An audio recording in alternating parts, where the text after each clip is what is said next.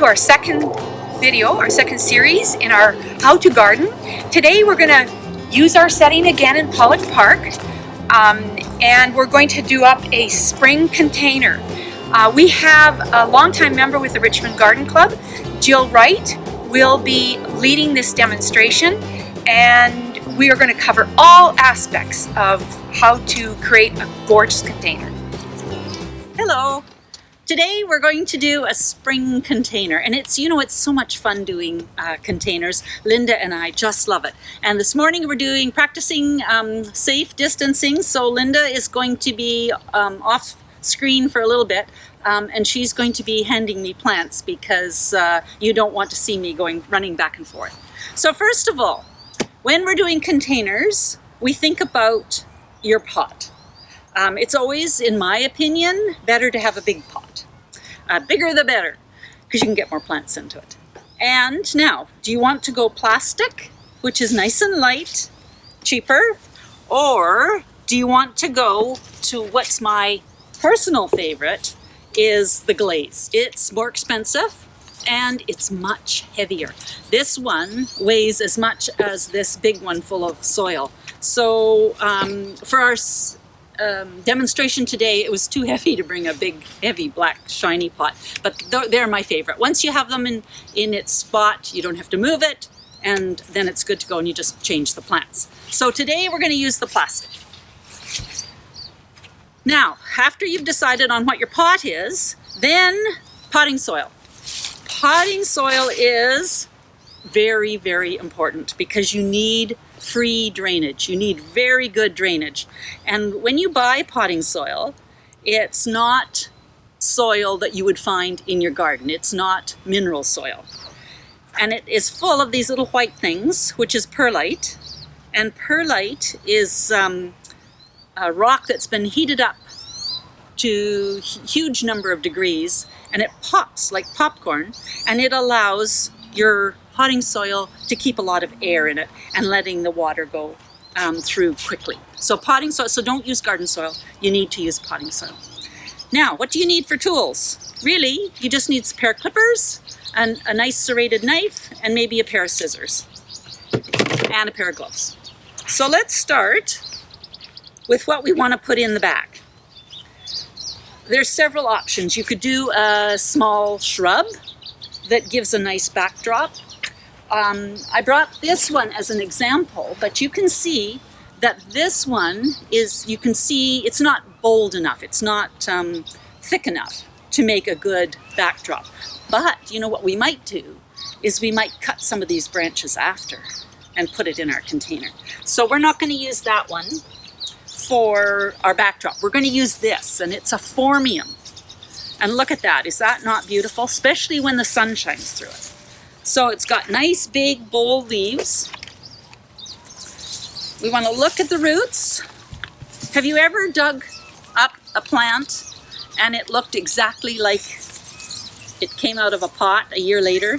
And that's because the roots weren't teased and the roots didn't grow into the surrounding soil. In this case, we're planting the Phormium right at the back. So I'm going to tease out the roots so that I can squish it up right to the back of the container so that we can get more stuff in the front. There. So we've got it a little bit below the rim so that there's room for water. Put some potting soil around it. I didn't look to see if I put the best side forward. Yep. Is that good, or should I switch it around? That's a good side. That's a good side? Yeah. Thank you. Now the next plant that we want to put in is we want to have a plant that's a little bit of a filler. And so I chose this one because it has the same kind of tones as the Phormium, but it's got this splash of yellow, which of course is going to look good. So it's going to go in the middle. And the Euphorbia, I was going to put 2 in, but then I decided no, because I have 2 Hellebore, and then we want 1 Hellebore on each side. So now this cultivar of this, there's many, many, many different kinds of Euphorbia. And this one was, Linda? The Euphorbia Martini. Martini. So this one's Euphorbia Martini. Next, we're going to do this wonderful Hellebore. And the Hellebore is going to go on the side, and you can see it's got a totally different form than the Euphorbia. Need to dig our hole a little bit more here. There. And so it's got the broader leaf against this tiny little leaf of the Euphorbia, and then it's got these big, fabulous blossoms. And we have to decide which way we want the Hellebore to face. So let's put it in like that. So it sort of is a little bit there. Okay, now we want to put another one in on the other side. And this one's called a Penny's Pink. Penny's Pink Yeah. Hellebore. Yeah. And Okay. Linda, this one is really, really dry. Most of them so far have been lovely moist. But this one, could I get you to soak that one for a minute? And we'll put it in as soon as it's had some reviving in the water. Okay, now we've got this. Now we need some yellow. And we've got a lovely little primula. We could stick right there. We could add some daffodils. Now these are the miniature daffodils, and I think that they are splendid for a garden and or pots, because you know what, they go on and on and on. They don't fall over like the big King Alfred daffodils, and so that will give us lots of yellow, but we've got a bit more to go yet before we want to put that in. So let's get this other Hellebore Nice and in. soaking wet. Yes. And have I got it going the right way? Yeah. So we want it to go out a bit. Ooh. Okay. Gorgeous. Now we have a pulmonaria. Look at this blue. So now I've got to come around the front. And is this too much? We'll take it out of the pot.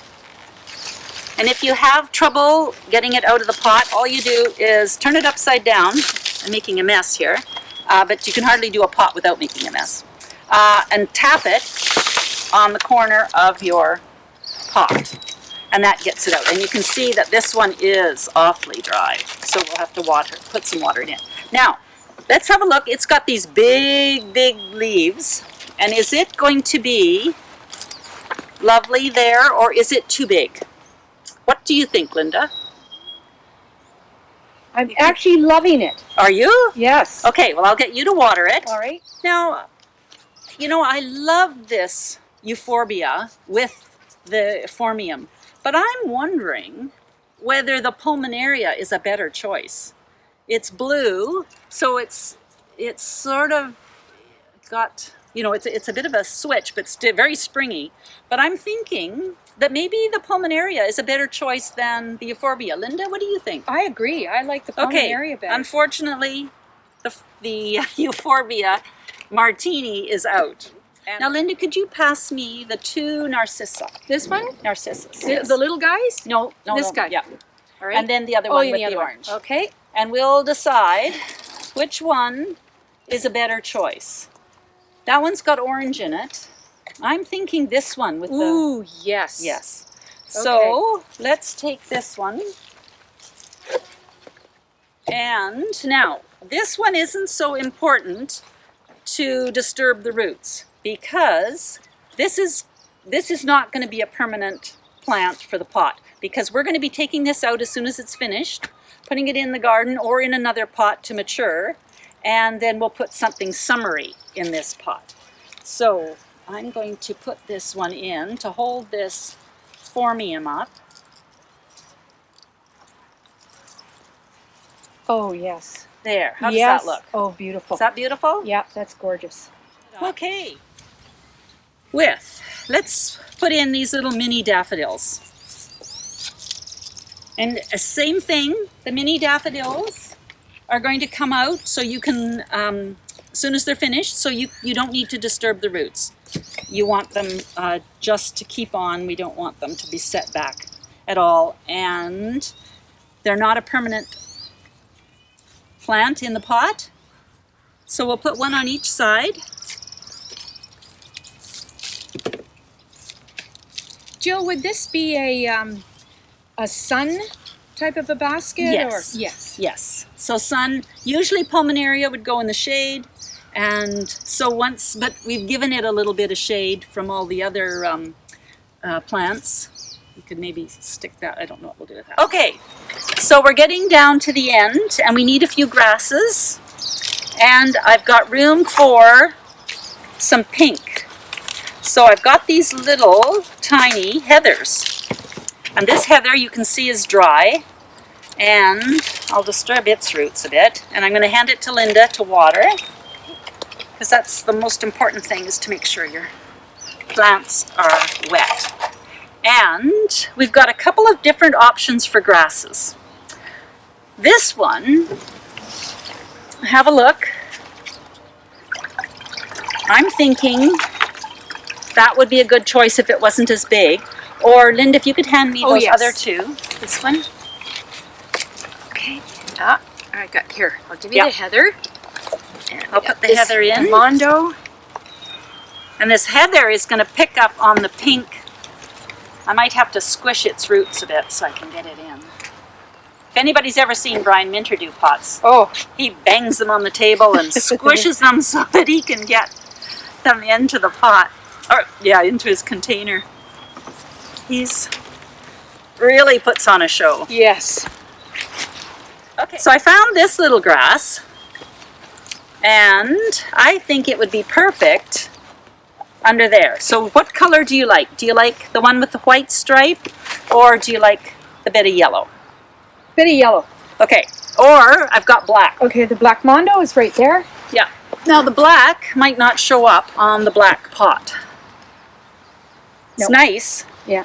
And maybe we could fit fit it on a side. So let's put this one. And it's really dry too. So just quickly.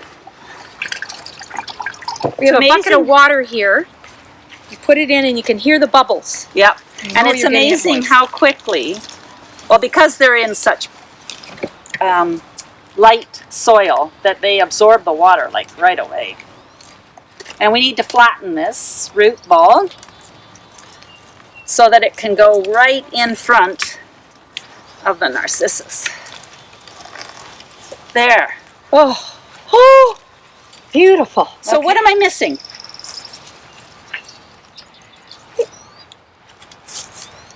I could put another heather over here, of course. Yeah. Back here, probably. Right under to get that pink. And so probably we could add just some more grasses. Okay. But I'm going to talk about cutting this. This is a Carex grass, and this is a 1 gallon pot, which is way too big for our container. So we're going to divide it. And this is when the knife comes in handy. And you never know how successful you're going to be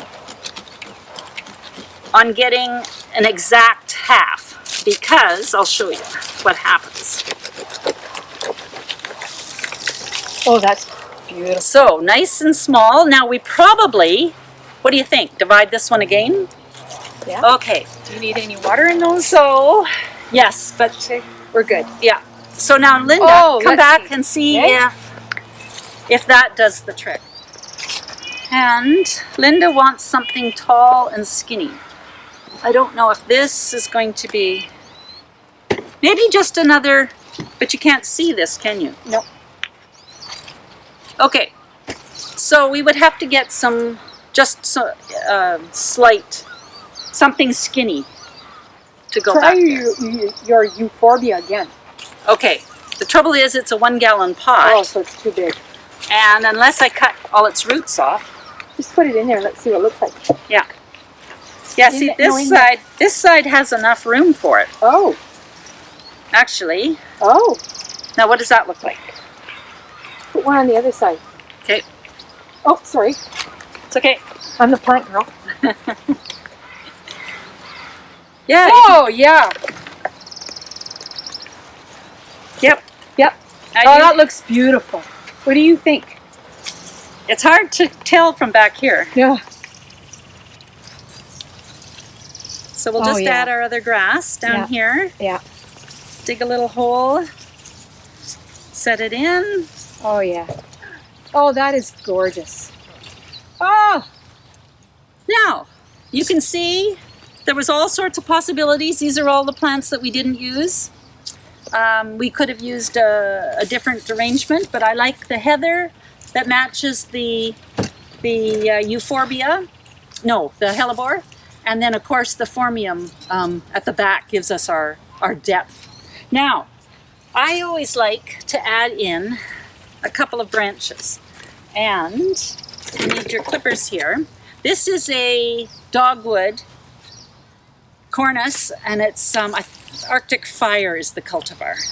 So if you have a spot like Linda was saying that she didn't like where we had that hole, you can, and if you can't get a plant in, you can always fill the back up yes. with a branch and add just that little bit more color.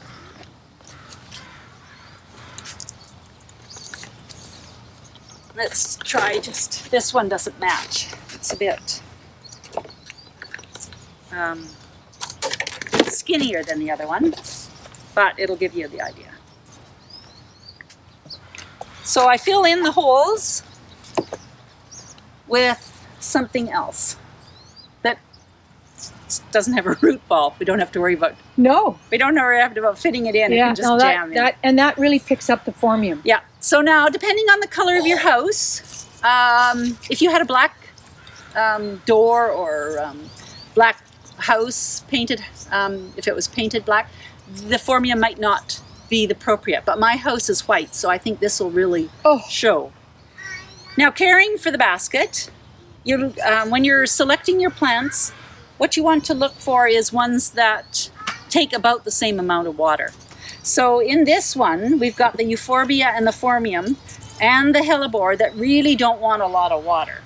So the only one that needs water here, well, we don't probably have anything other than maybe the Pulmonaria that would need a shot of water. So because it's just a spring basket, it's not going to be around forever. You can have plants that have different water needs. But if you were doing a summer basket, you'd probably want to have them all with the same water needs, whether it's going to be a drier basket or one that's full of annuals that needs to have more water. Fertilizer, there is fertilizer usually in your potting soil. So in this case, we certainly don't need to fertilize. And we would water. Watering is always the tricky thing. People want to know how much water to put in a pot. But you need to figure it out. This pot's too heavy to lift, so you won't be able to tell from weight. You will be able to tell from touch. You'll also be able to tell from the color of your plants. And if they wilt, of course. Everybody's seen a hydrangea that's dry and the leaves just all wilt down. But always the color is not vibrant on a dry plant. And Pulmonaria, you'll be able to tell right away because it will show you if it's too dry. Leaves go all limp. And so, Linda, what have we left out? Have we covered everything? This is a spring container. Yeah. And some of this material will be moved into our gardens or into another pot to mature. Another pot. And then you just replace with seasonal. Yes. Could be annuals, could be perennials, whatever suits you, but always using the Phormium as the anchor. So maybe we will do another container later on for just summer plants. That sounds like a good plan. Yes. And so now, just to remind everybody that you don't cut the leaves off. You can cut the flower heads off, but not the leaves of your Narcissus and your daffodils until the leaves have turned yellow. So they can just go into another pot, let them mature, keep them watered, and then the leaves, it'll have to be in the sun because the leaves need to photosynthesize and have the energy go down to give the bulbs enough energy to bloom again next year. So, happy container planting. Bye for now.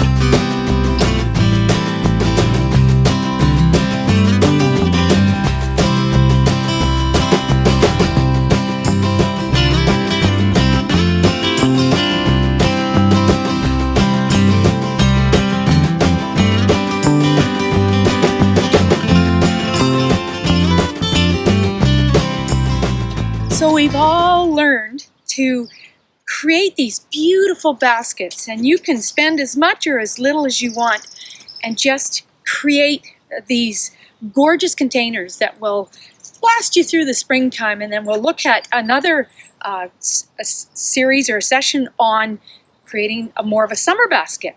But our next video, so stay tuned, we're having Megan Zenny, another Richmond Garden Club member, who has a company called Room to Play, and she will be teaching us how to get children more involved in the gardens through creative play. So that's going to be a lot of fun, and we'll see you then. Thank you. Here's a tidbit for you.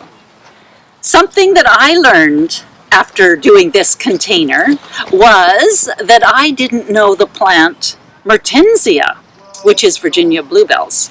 And it is from the borage family, which is the same as our forget-me-nots and pulmonaria, which is sometimes called lungwort. And they're very similar. They've got the blue flower, but the Mertensia, the Virginia bluebells, has a longer tube on the flower. Pulmonaria usually has the spots. This one doesn't.